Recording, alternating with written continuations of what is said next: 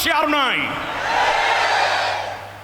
আল্লামা সাঈদী সাহেবকে এখানে দাফন করতে দেয়া হলো না। এটা তার জীবনের একটি স্বপ্ন ছিল। আল্লাহর কাছে দোয়া করি আল্লাহ যেন জান্নাতুল ফেরদাউসে তাকে জায়গা করে দেন। কিন্তু আপনারা বঞ্চিত হয়েছে, খুলনাবাসী বঞ্চিত হয়েছে।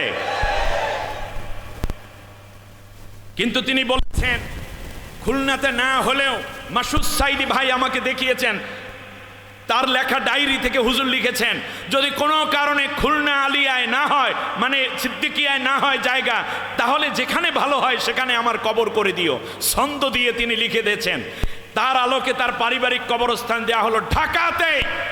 হত্যা করার পরে লাখো লাখো মানুষ যখন পিজি হাসপাতালের সামনে, ফজরের পর জানাজার একটি নিয়ত ছিল আমাদের, কিন্তু শত শত পুলিশ লেলিয়ে দেওয়া হলো, বুলেট ছোড়া হলো, টিয়ার সেল, সাউন্ড গ্রেনেড দিয়ে টোটাল অঙ্গনকে অন্ধকার এবং বিষদাকার করে তুলল।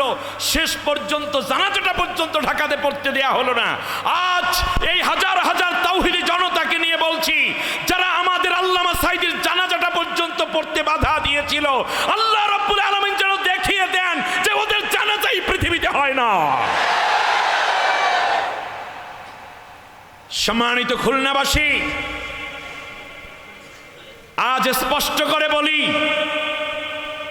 তার বাবার জানাজায় কতজন লোক হয়েছিল ইতিহাসে লেখা আছে। তার জানাজা পৃথিবীতে হবে কিনা সন্দেহ আছে।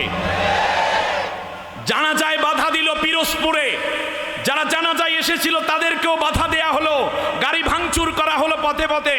বৃষ্টি এবং কাদার মধ্যে লাখো মানুষ নিজের জীবনের ঝুঁকি নিয়ে এই জানাজায় শামিল হয়ে চোখের পানি আর বৃষ্টির পানি, আসমানের পানি, জমিনের পানি একাকার করে দিয়েছিল সেদিন। তাম দুনিয়ায় 1 লাখের উপরে জানাজা হয়েছে তার। বাইতুল্লাহ গায়েবানা জানাজা হয়েছে, মসজিদে নববীতে গায়েবানা জানাজা হয়েছে, মসজিদুল আকসায় জানাজা হয়েছে। ভারতে 1,500-এর উপরে গায়েবানা জানাজা হলো, আর বাংলাদেশে আমাদের কলিজার টুকরা সাঈদী সাহেবের জানাজা কেন হলো না? কেন বাধা দেয়া হলো? শুধু তাই না,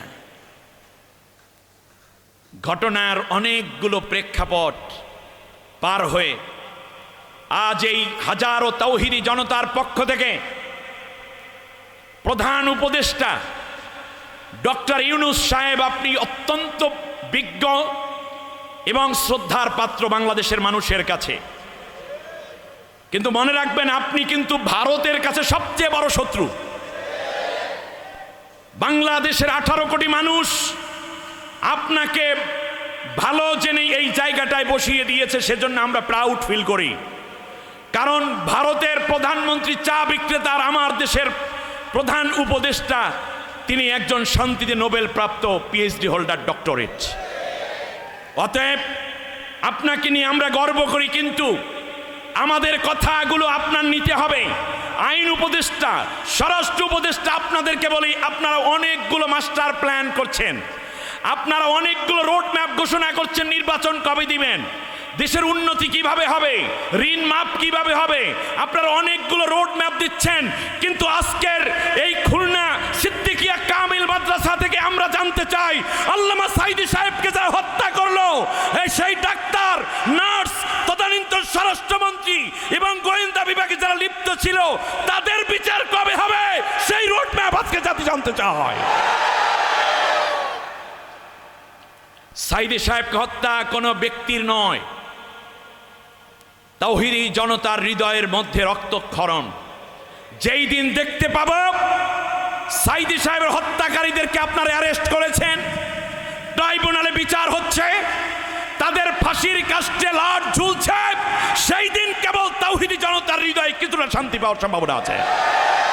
জনগণের আবেগকে আপনারা সম্মান করুন। এই জায়গাটি বড়ই কঠিন, কিন্তু আপনাদের এই কাজটুকু করতেই হবে। সর্বোচ্চ 1 মাস, নির্বাচন কোন সালে দিবেন আমরা জানি না, এটা নিয়ে আমার কথা নাই, কিন্তু আগামী 1 মাসের মধ্যে সাঈদী সাহেবের সাথে, সাঈদী সাহেবের হত্যার সাথে যারা জড়িত প্রত্যেকের বিচার এই জাতি দেখতে চায়। আপনারা দেখতে চান কিনা? লিল্লাহি তাকবীর, নারায়ে তাকবীর। সম্মানিত ভাইয়েরা,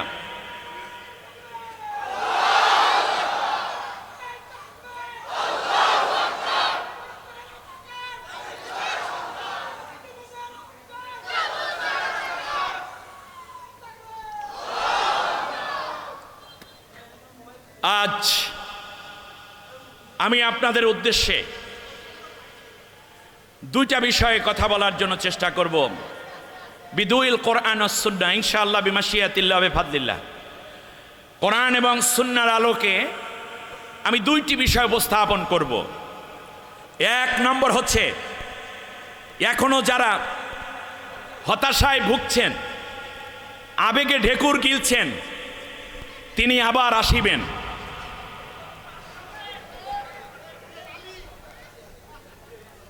যারা হতাশ লীগ আছেন, কি লীগ? আরো জোরে। তাদের জন্য আজকে আমি কিছু কথা বলবো, সেটাও আমি বানানো কথা বলবো না, কোরআন দিয়ে বলবো। অপরদিকে এই রকম একটি পরিবেশে পরবর্তীতে কারা দেশের দায়িত্ব নেবেন, এ ব্যাপারে কোরআনের কি ইনস্ট্রাকশন রয়েছে, আমি এই দুটো বিষয় নিয়ে কথা বলতে চাই। এক নম্বর বিষয় হচ্ছে, আপা ফিরে আসতে পারবেন কিনা, অথবা আসলে কবে নাকি কোনো দিন না। এটা আজকে আমরা কোরআন দিয়ে জানাই দেব। বলেন কি দিয়ে? না হয় নাই, আরো জোরে বলতে হবে, জোরে বলেন। ওরা মনে করেছিল একজন সাইদিকে হত্যা করে বাংলাদেশ শান্ত করা যাবে, কিন্তু আল্লাহর কুদরত, ঘরে ঘরে আল্লাহ তাআলা আল্লামা সাইদির রুহানিয়াতের ছাত্র তৈরি করে দিয়েছেন। অতএব বাংলাদেশ অক্ষুণ্ণ থাকবে। বাংলাদেশ নিয়ে যারা ষড়যন্ত্র করে তারা পালিয়ে গেছে। কোরআন পড়তে গিয়ে আমি চিন্তা করলাম, ফেরাউনের ইতিহাস পড়লাম, জালেম শাসক নমরুদের ইতিহাস পড়লেন, আসহাবুল উখদুদ, আসহাবে কাহাব, আসহাবে উখদুদ এরকম পড়লেন। এরপরে আরো অনেকগুলো কাহিনী পড়লাম, কওমে লুত, কওমে আদ, কওমে সামুদ, এদের কাহিনীগুলো পড়লাম। কিন্তু পালাইয়া গেছে, তার অবস্থা কি হবে এই ব্যাপারে কোরআনে কোনো কথা আছে কিনা খুঁজতে খুঁজতে দেখলাম যে পালানোর কথাও কোরআনের মধ্যে আল্লাহ বলেছেন। অতএব বোঝা যায় আলোচনাটা খুব অ্যাট্রাকটিভ, তাই না? সরকার যখন পালাইয়া যায় তখন তার কর্মীদের অবস্থা কি হয়। অতএব হতাশ লীগ যারা আছেন সবাই বসে পারেন, আপনাদের জন্য দারুণ একটা ওয়াজ আছে আজকে। আর আপনারা জানেন আমি কোরআন থেকে কথা বলতে খুব স্বাচ্ছন্দ্য ফিল করি। আপনারা বিরক্ত হবেন না তো ইনশাআল্লাহ। আইন শৃঙ্খলা রক্ষায় নিয়োজিত প্রশাসনের অনেক কর্মকর্তা বৃন্দ রয়েছেন, মিডিয়ার ভাইয়েরা রয়েছেন, প্রেস মিডিয়ার অনেক সাংবাদিক রয়েছেন, সকলকে আন্তরিক মোবারকবাদ জানাচ্ছি। সরাসরি আমি আল্লাহ রাব্বুল আলামিনের কোরআনের কাছে চলে গেলাম। তাহলে আজকের আলোচনার আলোচ্য বিষয় দুইটা। এক নম্বর হচ্ছে, কোনো রাষ্ট্র থেকে যখন কেউ পালিয়ে যায় তাহলে যে পালায় তার অবস্থা কি হয়। এক, আমরাও জানি না উনি কোন অবস্থায় আছে, কিন্তু আজকে কোরআনের কথা মিলাইলে দেখবেন মনে হয় যেন সব কথা আল্লাহ বলে দিয়েছে। তাহলে এক নম্বর হচ্ছে পলাতকের অবস্থা আমরা জানবো কোরআন দিয়ে। আর তিনি কবে আসতে পারবেন নাকি আদৌ আসতে পারবেন না সেটাও আমরা আজকে জেনে যাব ইনশাল্লাহ। বলেন, তার দল কি কোনোদিন ফিরতে পারবে নাকি আদৌ ফিরতে পারবে না, কত শত বছর পর আসার একটা সম্ভাবনা আছে সেটাও আমরা আজকে বলে দেব ইনশাআল্লাহ। আর দ্বিতীয়বারে জানবো পালানোর পরে ওনারা কি করে। পালানোর পরেও তো কিছু কাজ করে না, বসে রয়েছে তারা। এই যে মাঝে মাঝে যা শোনেন এগুলো কি কিছু একটা তো করে নাকি? ওনারা কি করে? ওনারা তিনটা কাজ করে। পলানোর পরে কি করে এগুলো তিনটা আমি আজকে বলে দেবো। কাগজ কলম লন, সুন্দর করে লিখে নেবেন, এরপর আয়াত নাম্বার বলে দেব, বাসায় গিয়ে মিলাই দেখবেন। এর চেয়ে ভালো কথা আপাতত আমার কাছে নাই। আর দ্বিতীয়বারে আমি জানানোর চেষ্টা করব যে এই পালিয়ে যাওয়া গভর্নমেন্ট এর পরে চেয়ারগুলো খালি পড়ে আছে, গণভবন খালি, বঙ্গভবন খালি, উপজেলা চেয়ারম্যানের পরিষদগুলো খালি, কিছু কিছু ইউনিয়ন কাউন্সিলের চেয়ারম্যানও পালাই গেছে, এমনকি বাইতুল মোকাররমের খতিব সাহেব ভাগলপুর, ঠিক না বলেন? কোনো মাদ্রাসার প্রিন্সিপালও পালাই গেছে। তো এই রকম যে ইউনিয়ন কাউন্সিলের চেয়ারম্যান, উপজেলা জেলা পরিষদের চেয়ারগুলো খালি আছে, সংসদের চেয়ারগুলো খালি পড়ে আছে, সেক্রেটারিয়েটের চেয়ারগুলো খালি পড়ে আছে, এই খালি জায়গাটা আল্লাহ তাআলা কাদেরকে দিয়ে পুরা করতে চান এটাও আমি বলে দেব ইনশাআল্লাহ। তাহলে আলোচনার আলোচ্য বিষয় দুটো, আমি আর বাড়তি কোনো কথাই বলার সুযোগও পাবো না, কারণ আলোচনাটা মোটামুটি প্রায় 12টা বেজে যেতে পারে, অসুবিধা হবে না তো? এই 1 ঘন্টার মতো লাগবে আশা করছি। এই মোটামুটি 60 আর 15 কত হয়, 75 মিনিট না? 75 মিনিট একেবারে কান খাড়া করে কথাগুলো শুনতে হবে, কারণ সব কথাগুলোই কার? আল্লাহ তাআলা যেই কথাগুলো বলেছেন এগুলো এখন আমরা মিলাবো। বলেন কি করব? মিলাবো, মিলিয়ে দেখব যে আমাদের এখন করণীয়টা কি।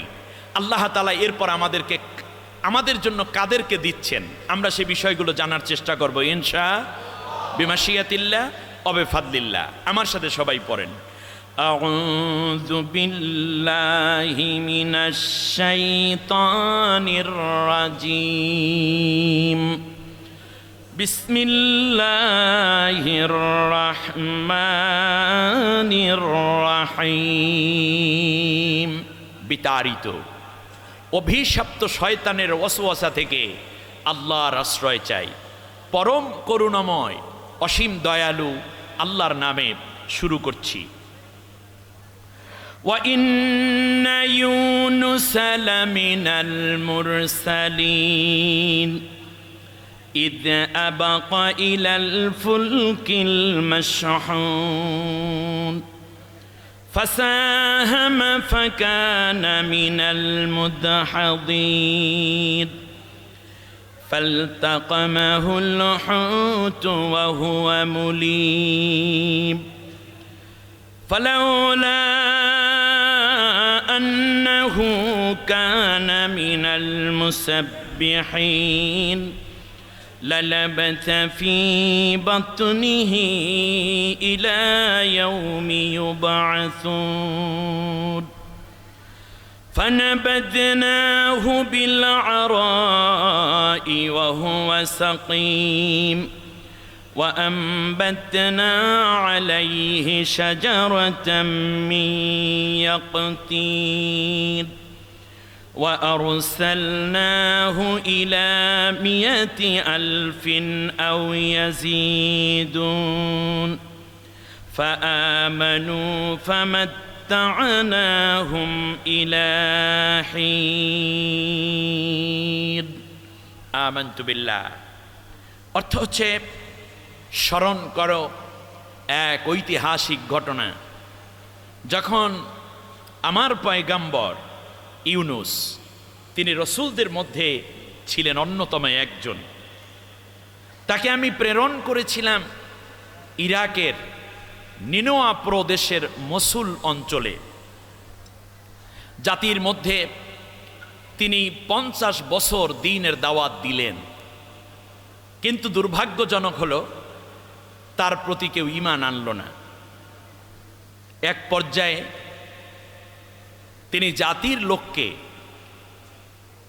বলল যে আল্লাহর গজব চলে আসবে তোমরা যদি মূর্তি পূজা ছেড়ে এক আল্লাহকে বিশ্বাস না করো। জাতির লোকেরা স্বাভাবিকভাবেই উপহাস করে ইউনুসকে প্রত্যাখ্যান করা শুরু করল। আল্লাহ রাব্বুল আলামিন গজবের ঘনঘটার আলামত স্বরূপ, আমি একটু পেছন দিক থেকে আসতেছি, অনুবাদটা সরাসরি শুরু হচ্ছে না, মন খারাপ করেন না, মানে তাহলে বুঝতে সহজ হবে এজন্য, ঠিক আছে তো? এক পর্যায়ে যখন তিনি বললেন যে 3 দিন আসবে আমার জাতির লোকের আল্লাহর গজব তোমাদের উপরে, সুবহে সাদিক যখন উদিত হবে তোমরা দেখতে পাবে পূব আকাশে ঘন কালো মেঘ, ঘন মেঘ, কিন্তু সেই মেঘের কালার হবে হলুদ। মেঘের কালার কি? এটা কিসের আলামত? ইউনুস আলাইহিস সালাম বললেন এটা গজব আসার আলামত। দ্বিতীয় দিন তোমরা দেখতে পাবে পূব আকাশে মেঘে ঢেকে গেছে, কিন্তু মেঘের কালার হবে টকবগে লাল, একেবারেই রক্তবর্ণ। তৃতীয় দিন তোমরা দেখতে পাবে গাঢ় কালো মেঘ, পূব আকাশ ছেয়ে গেছে, অন্ধকারাচ্ছন্ন পরিবেশ, বিদ্যুৎ চমকাবে, তার সাথে সাথে বজ্রপাত হবে, প্রচুর বৃষ্টি হবে, সব বৃষ্টি হবে পাথর বৃষ্টি। ওই বৃষ্টি পড়বে তোমাদের এই অঞ্চলে, ফলে গাছপালা ভেঙে যাবে, ফসল শেষ হয়ে যাবে, হাঁস মুরগি পশু পাখি সব কিছু ধ্বংস হবে, এমনকি তোমাদের ঘর বাড়িগুলো মাটির সাথে মিশে যাবে, তোমরাও মরে যাবে, একটা প্রাণীও বাঁচবে না। এটা আল্লাহর গজবের আলামত। এ কথা বলে হযরত ইউনূস আলাইহিস সালাম বাড়িতে ফিরে আসলেন, আর মনে মনে ভাবলেন, যেহেতু এ জাতি শেষ হয়েই যাবে, আমি আর খামাখাই এখানে থেকে লাভ নাই, আমি চলে যাই দজলা নদী পার হয়ে ওপারে। কিন্তু আল্লাহ রব্বুল আলামিন তাকে যাওয়ার জন্য বলেন নাই, আল্লাহ তাআলা তাকে যেতে বলেন নাই, নিজের ইচ্ছে মতো চলে যাচ্ছেন। এই আয়াত তখন নাজিল হলো, ভালো করে বুঝুন, যখন মক্কায় কাফেরেরা চরম অত্যাচার করছে মুসলমানদের উপরে, কাফেরেরা মুসলিমদের উপরে, নবীর উপরে। তখন কতিপয় মুসলিম সাহাবীগণ যারা ছিলেন এসে বলল, ইয়া রাসূলুল্লাহ, আপনি মদিনায় হিজরত করেন, কারণ কেউ তো আবিসিনিয়া এবং মদিনায় দ্বিতীয় আকাবার শপথের পর হিজরত করেছে, আপনিও চলে যান, কমপক্ষে আমরা কিছুটা স্বস্তি পাবো, আমরাও সুবিধা মতো হিজরত করব।